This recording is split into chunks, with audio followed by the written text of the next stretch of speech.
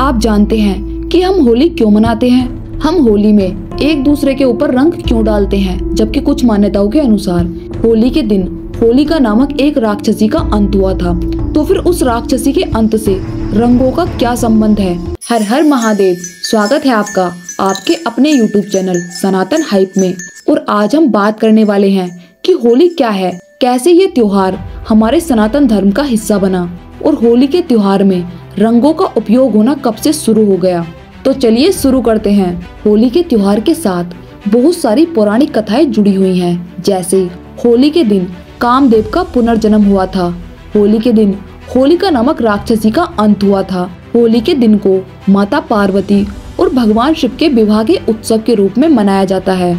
लेकिन ये सब मात्र पौराणिक कथाएं हैं, क्योंकि होली वैदिक काल से ही मनाई जाती आ रही है। हमारे सनातन धर्म में सबसे ज्यादा महत्व यज्ञ और ध्यान को दिया जाता है। वेदों में अनेक प्रकार के यज्ञों का वर्णन है। यज्ञ में हम अपने इष्ट देव को और पंचभूतों को आहुति के रूप में पवित्र वस्तुएं अर्पित करते हैं। यज्ञ में आहुति के रूप में दी गई वस्तुएं ही हमारे आसपास के वातावरण को शुद्ध और पवित्र बनाए रखती हैं। और हमारा होली का त्योहार भी इन्हीं यज्ञ और आहुतियों से जुड़ा हुआ है। होली का त्योहार हिंदू पंचांग के अनुसार वर्ष के अंतिम माह फागुन की पूर्णिमा को मनाया जाता है। होली के त्योहार पर होलिका नामक अन्न से यज्ञ करने की परंपरा है। वैदिक काल में लोग नए साल के स्वागत के रूप में हवन में अपनी फसल के छोटे से हिस्से की आहुति देते थे और ये प्रार्थना करते थे कि उनकी आने वाली फसल अच्छी हो। और यह फसल आधी कच्ची और आधी पकी होती थी और इसी साल की पहली फसल को होलिका कहते थे। इसी होलिका फसल के त्योहार का नाम बाद में होली हो गया। इस त्योहार पर गोबर के कंडों की मालाएं डालने की प्रथा है। साथ ही होलिका में गन्ने जलाने की भी प्रथा है। दरअसल होलिका की आग में गन्ने के अगले हिस्से में गेहूं की बालियों को लगाकर उन्हें भूना जाता है, क्योंकि फागुन माह के बाद जब ग्रीष्म ऋतु आती है तो उस समय वातावरण में अनेक प्रकार के वायरस और बैक्टीरिया पैदा हो जाते हैं, जो कि वातावरण और मानव जाति दोनों के लिए ही बहुत हानिकारक होते हैं।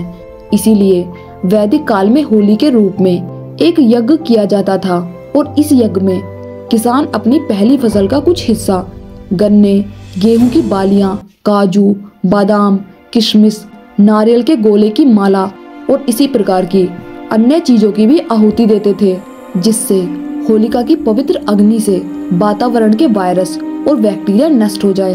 होली की पवित्र अग्नि में गन्ने को गर्म करके खाने से मनुष्य का शरीर स्वस्थ रहता है और गेहूं की बालियों को भूनकर घर में रखने से घर में हमेशा सुख शांति बनी रहती है।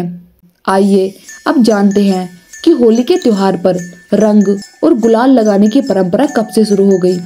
तो हमारे प्यारे भगवान श्री कृष्ण श्याम वर्ण के थे, इसीलिए भगवान श्री कृष्ण को उनके सभी मित्र ये कहकर चिढ़ाते थे कि कान्हा तुम तो काले हो और हम सभी गोरे हैं। जब भगवान श्री कृष्ण ने उन सब की शिकायत यशोदा मैया से की तो यशोदा मैया ने कहा कि कान्हा देख, कल होली है और तू अपने सभी दोस्तों को जिस रंग का देखना चाहता है उन्हें उसी रंग से रंग देना।